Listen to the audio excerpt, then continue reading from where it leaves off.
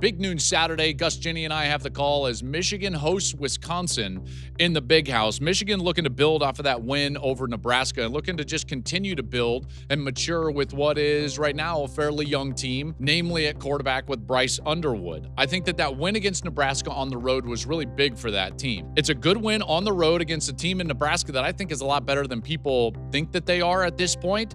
And that should be a building block for this Michigan team, in particular with all of their youth that they've got. They obviously had that Oklahoma loss, but they're building off of that. They've changed philosophically because of that loss. What we're seeing now is the young quarterback, Bryce Underwood, that has been freed up to play a little bit looser and use his legs. And that's been a huge point of Michigan's success over the last couple of games, whether it was Central Michigan or against Nebraska, is the ability of Bryce Underwood to use his legs. This guy is an absolute threat with his legs. It doesn't mean that he's not a good thrower of the football. He does need to become a better passer of the football. Those two things are different.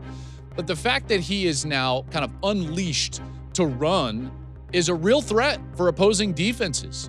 In fact, when you talk with opposing defensive coordinators, they'll tell you that that's the thing that scares them the most. So this element of the Michigan team is a development from what we saw when they went on the road and lost in Norman to Oklahoma. They're a terrific run team in general.